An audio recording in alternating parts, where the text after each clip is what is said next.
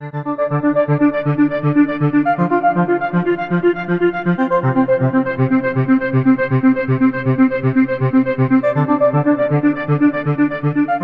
everyone, and welcome to this special series of interviews with health practitioners serving people in the performing arts. I'm delighted to have with me today Danica Hendry. Hi, Danica, welcome. Hi, Mark. How are you going? Good. Danica is a physiotherapist, but I'm going to start with speaking with her. First question is, what first sparked your interest in performing arts medicine? So I actually came from a background of being a professional dancer. And for me, it was almost a natural progression in my career to become a physiotherapist. Because I spent a lot of my time throughout my training and as a professional dancer on a physio's table and working with a physiotherapist. So that kind of sparked my initial interest. Growing up, I had a real interest in the body and how it worked and how it moved as well. So that fed that interest as well in performing artists' healthcare, particularly in relation to physio. So yeah. Probably the biggest thing was when I was dancing, I'd get really frustrated when physios would say to me, you just have to stop. You're doing too much. That's the reason you're having problems. And as an artist, I was getting really frustrated with that. So I wanted to change the narrative around that and try to give dancers and other performing artists a greater sense of control over their pathway with an injury. And that's, I gather, is really important. It was for you important personally, and you've seen it play out, I imagine, time and again with other dancers. Are those the people that you predominantly work with, dancers, or do you work with other people in other aspects of performing arts? So my predominant group that I do work with is dancers. However, I also work with musical theatre performers quite a bit, so that crosses into the dance space. And when I'm working on musicals or with musical theatre performers, you start working with really the whole company. So you've got the orchestra that you're looking after, you've got your stage crew, you've got wigs and makeup, you've got all these different people who are part of putting production together. So they're my dancers is what creates the bulk of my caseload. However, I do go into other areas of performing arts as well. So with, say, besides the dancers, that will come back to them certainly, what might be some of the presenting issues you face from, say, the production crew or, the production team, as distinct from the performing artists? Because I think they're often neglected, and yet they're coming to you. Yeah, and even in, like how you say they're neglected, in some cases, when you go and you work on a show, there's some shows that I've worked on where physio services are only available to the performers. It's not always available to the whole company. And then you get other shows. Say, for example, I worked on Matilda while they were in Perth a couple of years ago. And during that, the whole company has access to physiotherapy. So it's really good to see that inclusion, knowing that it takes a whole team to get a show up onto the stage. So the kind of profile of pain is quite different between a performer and between someone who works backstage. And it really depends on the show and on the loads associated with that show. However, when you look at what the technical team need to do, for example, if they've come out of a bump in or a bump out, these guys have been working like 18-hour days, lifting heavy loads, pushing things around, having a really tight schedule that they need to work around, which has the various stresses that are associated with that. And so you can see some of these sort of overload type presentations or load management type presentations where they've had a sudden spike in their activity that they're doing. There's also things to do with like weirdly shaped props and weird positions that they go into. Or if we look at wig staff, for example, people who prepare all wigs, they spend a lot of time essentially doing long hours of hairdressing. which comes with its own kind of issues, such as neck issues, shoulder issues. So it's quite different to when we work with the performers. So looking back, say, to dancers, the ones performing, what would be some of the typical concerns, maybe injuries that they might present with? What would be the situation in which they present to you? So specifically when we look at dancers, and I'm going to draw probably predominantly on the ballet population here, because it's most of what I see, and it's also probably what's best represented within the literature base at the moment. So when we look at ballet dancers, most injuries or most pain profiles are to do with overuse or overload issues rather than acute traumatic events. So what we tend to see is probably about 80 to 90% of all presentations has some kind of overuse component to it. Then when we look at sort of location on the body, over half of the injuries that we see, or half of the pain that we see, is below the knee. Mm-hmm. So these are predominantly foot and ankle issues, lower leg issues that we're seeing with the dancers there. So I spend a lot of time playing with people's feet. A question related to that would be, are there occasions when you think, I wish you had come to me sooner? And maybe there are good reasons why they didn't come to you sooner, but perhaps you might just say a bit about how you would often see performing artists, and are there times when perhaps they should be aware of warning signs that they should be presenting to you sooner?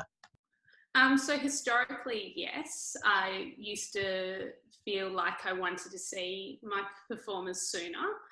However, within the private practice that I work in, and also when I work with companies, I've worked really hard to develop a culture around removing the stigma from having an injury and coming and presenting early and coming and being really open in communication around that. So currently I feel like I actually see most artists that I work with when I'd like to. Oh, I don't feel like I'm having to wait, but I think that's reflective of doing a lot of hard work in that area and developing relationships with dance schools and performing arts institutes such as the WA Academy of Performing Arts, where, for example, it's orientation week there at the moment, and myself and the other physiotherapists at our practice, we go and we talk to the first years and we talk about what they should do when they are experiencing pain and when they should come and see us.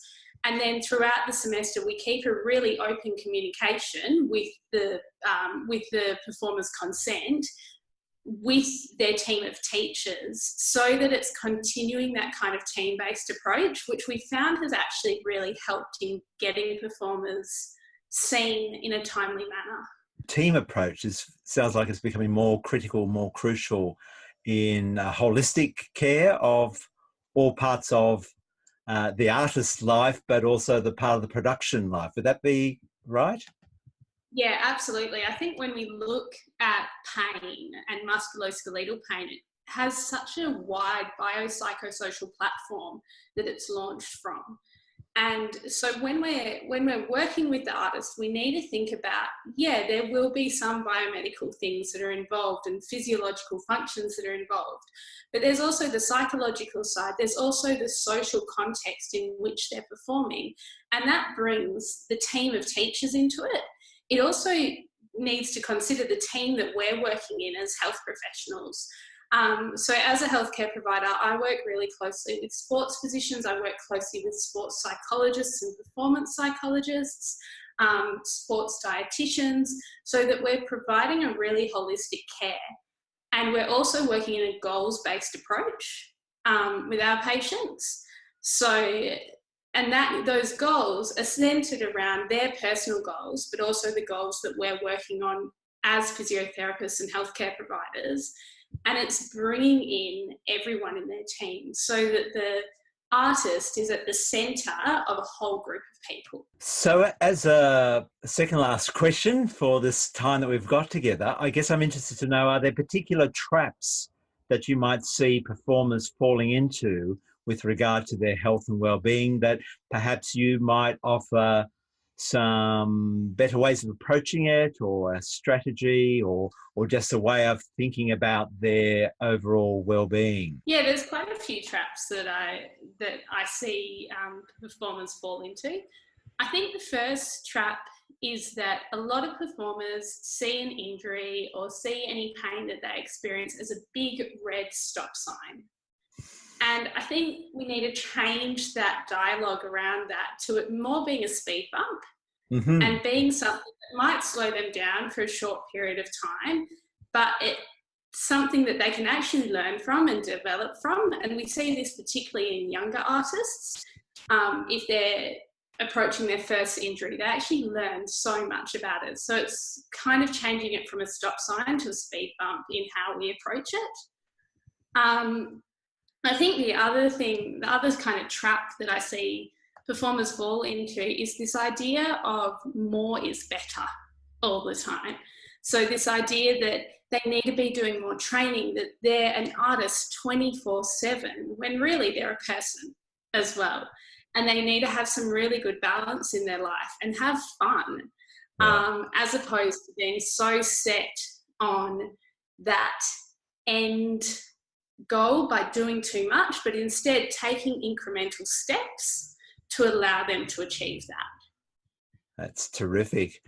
I guess then finally, are there things you would like to encourage anyone who would contemplate seeing a physio? What might be the things that would help them have the best communication with the physio? And perhaps you've got some perceptions around physios who have experience of performing arts as distinct from those who may not have experience with working with performing arts. Any thoughts around those two ideas? Yeah, absolutely. So in terms of advice in coming to see the physio, I think come in with an open mind would be the first idea that I get there, and come in with the idea of this person isn't going to fix me. They're going to provide me with the management skills and management tools so that I can take control of my own pathway, as opposed to providing a quick fix, which within the current literature just doesn't sit well. In terms of seeing someone who comes from a background in performing arts, I suppose being a performer, we know that culture, and we know the ins and outs of it. We know the struggles within it. We also know the real highs of it, and we respect that. And we respect that the identity of a performer is so kind of entrenched within the performing arts that they're involved in. And so by seeing someone who understands that and understands the physicality and the loads around that the performing arts, you're going to get a sense of care which takes you to another level in some way and strengthens you as a performer. And that's not to say that someone who's got no background in performing arts is any lesser, because a lot of people are really willing to learn and to engage more in that area, because as healthcare professionals, we are constantly striving to do the best for our patients. Great. Oh, that's terrific, Danica. Thanks so much for your time today to participate in this interview. Yeah, that's great. Thank you for having me and for letting me share a bit of my experiences. Oh, delighted, Danica. And for all of you who've watched this or any of the others in the series, I encourage you to log on to the website that is for ASPAH, the Australian Society for Performing Arts Healthcare, where you can find this and other videos about health professionals working with those who work in all areas of the performing arts.